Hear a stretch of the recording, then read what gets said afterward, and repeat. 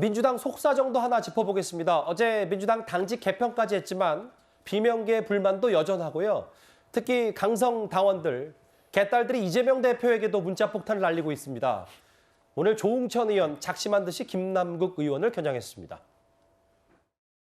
개딸이라고 하는 이 프레임은 일부 보수 언론과 국민의힘에서 자꾸만 민주당을 공격하는 프레임입니다. 민주당 지지자들을 뭔가 비이성적이고 폭력적이고 무지성적이다라는 식으로 이렇게 폄훼하는 용도로 쓰고 있는데 우리 민주당 국회의원들이 함께 비판하는 게 바람직하지 않다고 보이고요. 김남국 의원 제가 굳이 언급하고 싶지는 않은데 이분은 수시로 프레임을 들고 나와요. 이분은 솔직히 특정인 옹호하는 걸 위해서라면 물불을 좀 안 가린 것 같습니다. 좀 황당합니다. 황당해요. 매일 프레임 얘기만 할 일은 있는 것은 현실인데 분명히 폭력적인 가해가 있는 건 현실이고 본인이 당해보지 않고 하는 얘기이기 때문에 그런 말을 그렇게 함부로 할 얘기가 아니라고 생각합니다. 개딸이라는 실체 있다, 이상민 의원. 이 얘기는 잠시 뒤에 또 해볼 텐데 같은 당 의원은 김남국 의원이 수시로 프레임을 들고 논다. 이 개딸들은 일부 언론과 국민의힘이 만든 틀이다. 물불 안 가리는 것 같다. 어떻게 좀 들으셨어요? 글쎄 김남국 의원이 굉장히 젊은 정치인인데 일단 좀 검은 것은 검고 흰 것은 희다라고 좀 이야기를 해야 설득력이 있지 않겠는가 싶습니다. 아니 국회 본관 앞에서 그 개딸들이 모여서 비명계 의원들이 나가면 욕설하고 또 수박 터뜨리고 이게 지금 민주당이 딴 사람이 만든 건가요? 또 개딸 이름을 누가 지었습니까?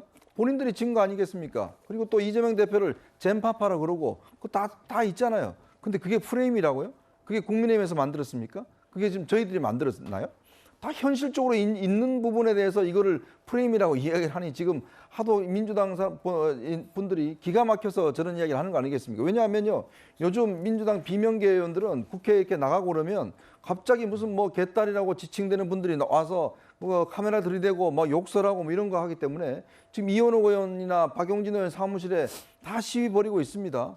자, 근데 그게 없는 그냥 프레임인가요? 민주당을 공격하기 위한 개딸들을 공격하는 프레임인가요?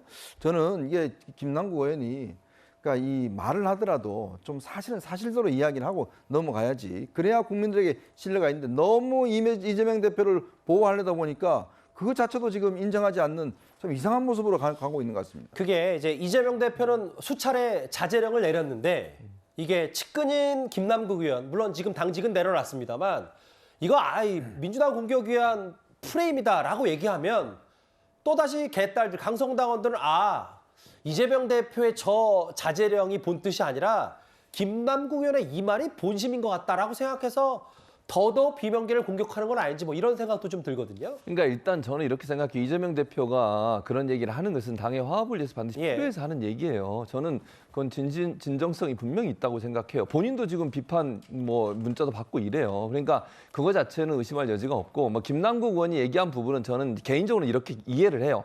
개딸이라고 하는 부분이 개혁의 딸들의 준말이라고 쓰고 있는데 그게 예를 들면 우리가 알고 있는 이미지상으로는 젊은 20대 여성들 중심으로 알고 있지만 사실은 이제 강성 지지층이라고 지칭되는 분들은 연령대도 다양하고 성별도 남성 여성 다양하기 때문에 대부분의 이제 강성 지지층은 그런 생각을 갖고 있다 이런 얘기를 하고 싶은 것 같아요. 근데 특정 어느 세대라든지 아니면 특정 성별에 이게 국한돼서 뭔가 활동을 하는 어떤 조직체 이렇게 이해되는 것에 대한 저는 반발이라고 생각하는데요.